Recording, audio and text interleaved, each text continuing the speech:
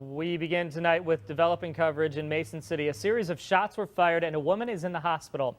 It all happened shortly before 7:30 this evening. Authorities tell us they received several 911 calls reporting that shots had been fired. A witness tells us he heard 3 gunshots.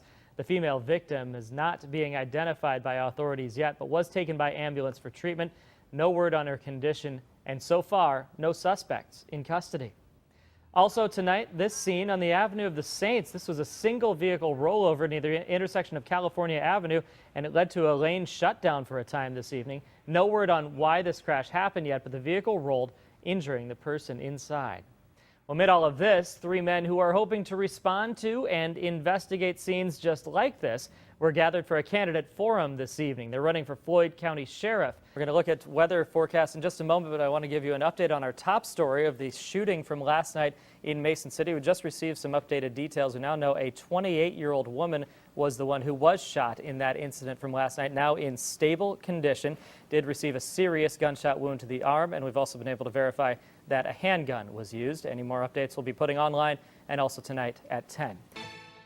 We have been talking a lot about Donald Trump's charges that the election is being rigged against him. That is not the only part of this race that's trending right now. As Craig Boswell shows us, email scandals continue to plague Hillary Clinton. Well, you don't hear about it as much, but there is also trouble for Hillary Clinton. Another email scandal after yet another email scandal comes out. But this seems to fall by the wayside not only because of the spotlight that the Trump scandals are taking, but also because it seems like another email scandal. And it seems like we've heard this before, but there are a lot of new revelations here. Well, when AJ mysteriously disappears at the end of the show, you know he's off covering highlights. He's getting some highlights to bring back. He's getting volleyball right now. Forest City and Garner for 10 o'clock. First, though, tonight, very serious charges are leveled against a North Iowa man accused of attacking and kidnapping a woman. 41-year-old Charles Albright of Meservey is being held without bail. On October 7th, the Franklin County Sheriff's Office responded to a 911 call from a 36-year-old woman at Dollar General in Sheffield. Now, she accused Albright of holding her captive in Meservey for 12 to 14 hours, punching and hitting her, causing broken bones, allowing his dog to bite her, and even using a taser on her. He was arrested Tuesday in Rockwell. Cubs-Dodgers Game 5. Lots to go on. No matter what you like, you find something. What if you like everything? Well, then you better make sure your batteries and your motor charged. You got a busy night tonight. All right, thanks, AJ. We'll be right back.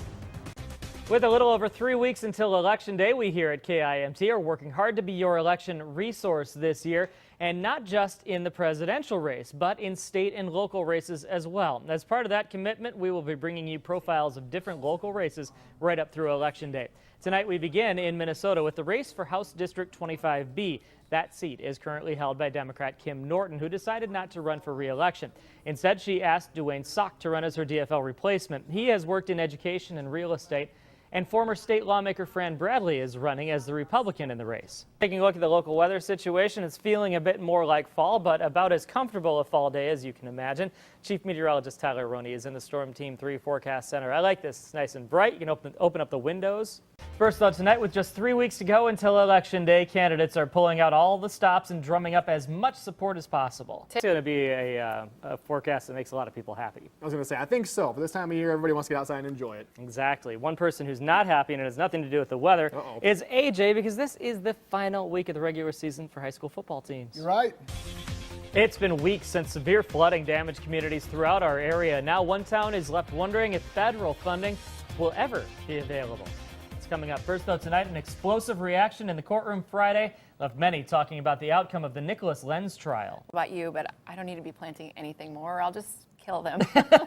There's no chance if I get my hands on it that it's going to make it through the winter. You don't have the green thumb either. No, whatever the opposite of that is. Well, today's A Mason City man is going to prison for hurting an infant. 21-year-old William Coons was sentenced today in Floyd County to 10 years behind bars. He was arrested in March. He's accused of breaking an infant's ribs in Charles City in 2015. Coons entered a guilty plea to 1 count of child endangerment. Arson is believed to be the cause of a fire that destroyed construction equipment at a site for the Dakota Access Pipeline in Iowa. That fire late Saturday near Reasoner caused about $2 million in damage to an excavator and 3 bulldozers.